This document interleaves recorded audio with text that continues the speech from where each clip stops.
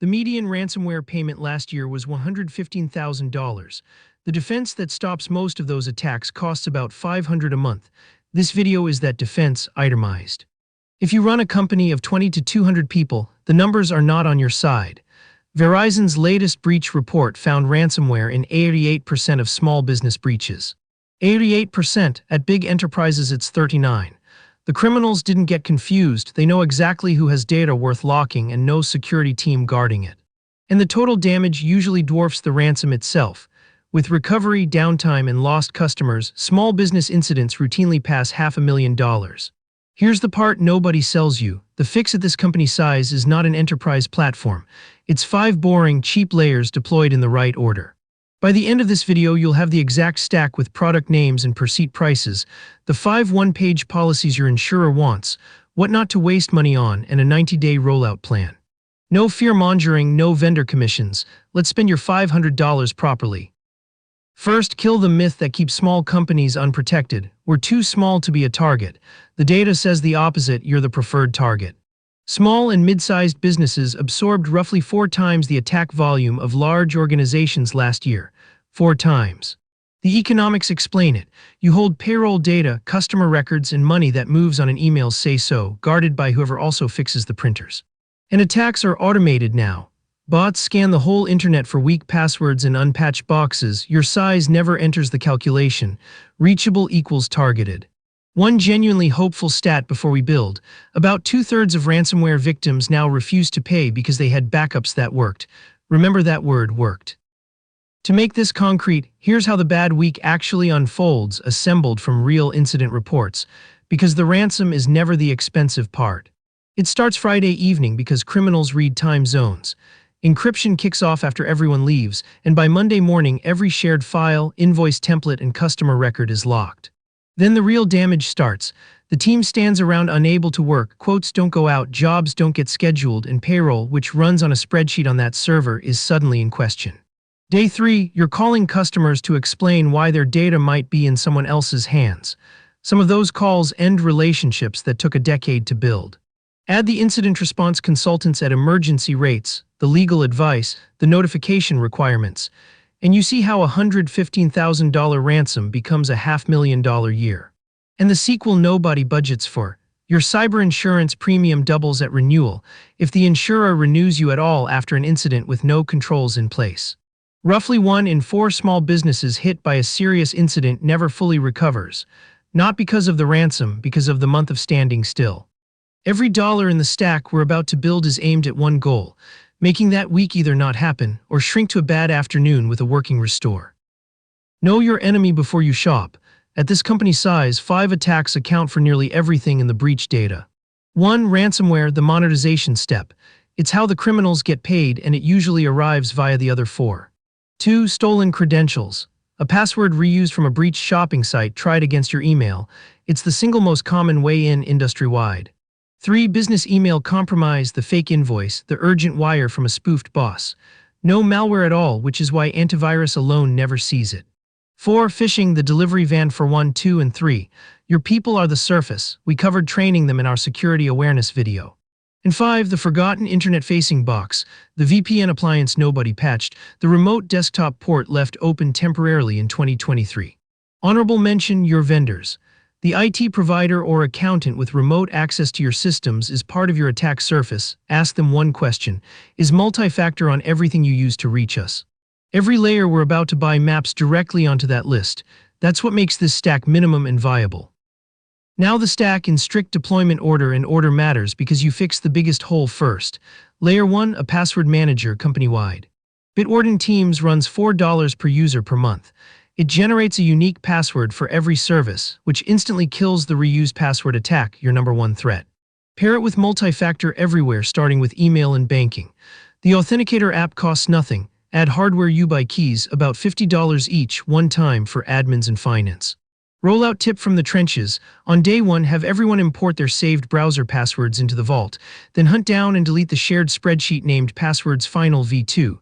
You know the one. This layer is first because it's the cheapest move against the most common attack. $120 a month for 30 people, and the stolen password economy mostly stops working on you. Before we spend another dollar, one afternoon of settings that cost nothing and remove entire attack categories. Do these this week.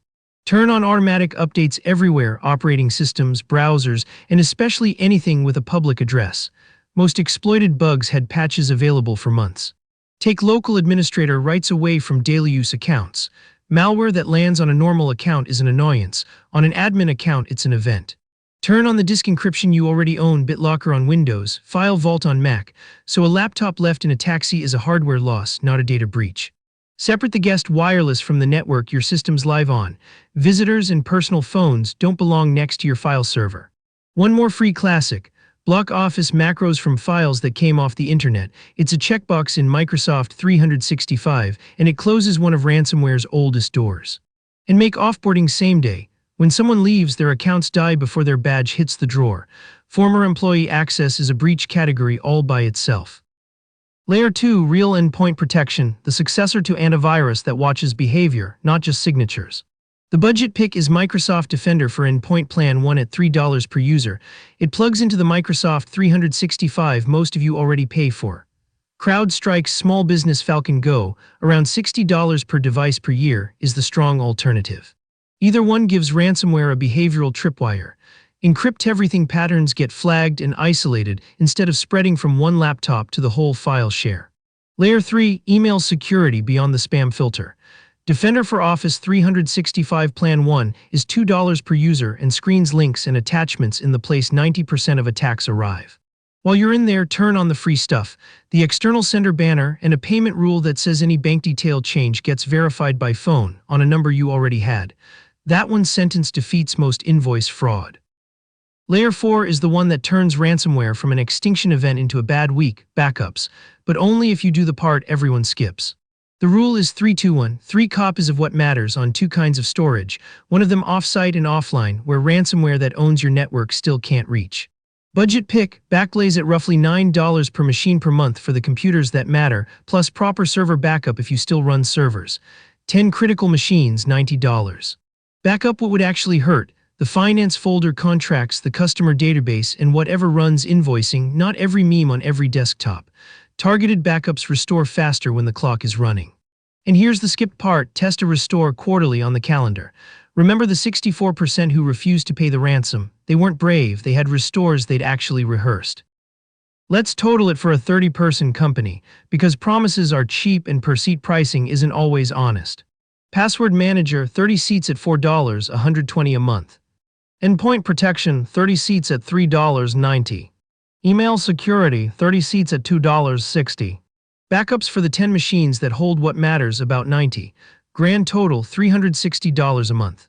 Scaling the math is linear. A 15-person shop lands near $200 a month, same order of operations. Past 100 people, use the headroom for the awareness training platform we covered in a previous video, your people become the next best control. That leaves $140 of headroom inside the 500 for you buy keys, awareness training, or simply staying under budget. Compare that to the $115,000 median ransom, and the return on investment argument makes itself.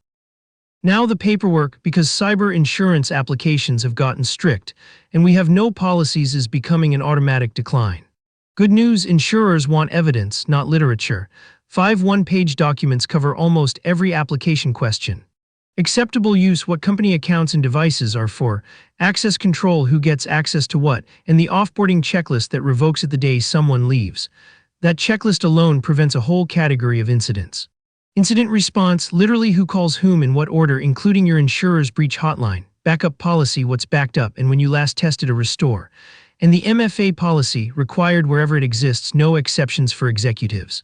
Store them where people actually look, the company wiki or shared drive, not a binder, and put a 15-minute review on the calendar once a year to keep the dates honest. Write them in plain language, date them, have leadership sign them. Insurers now commonly require MFA-tested backups and awareness training. Just to quote you, the stack you just built is the application. Just as important as the shopping list, the do not buy list, because the moment you search these topics, the enterprise upsell machine finds you. Skip the SIEM, the SOC service, and the XDR platform. At this size, there's no one to watch the dashboards, and unwatched dashboards are just expensive decoration. Skip threat intelligence feeds and dark web monitoring. Knowing your password leaked is worthless compared to the password manager that made the leak harmless.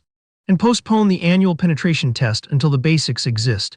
Paying experts to confirm you have no MFA is a very expensive way to read this video. When do you graduate to the bigger tools? Around 100 to 200 people, or the day you hire someone whose actual job is security. That's when managed detection starts earning its invoice.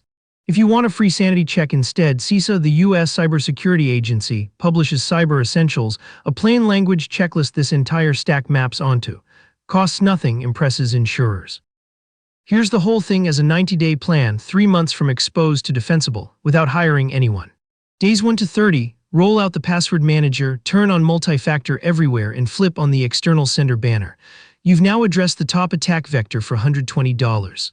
Days 31 to 60, Endpoint agent on every machine, email security on, and one honest afternoon finding and fixing your internet-facing exposures. Patch the VPN box, close the remote desktop port.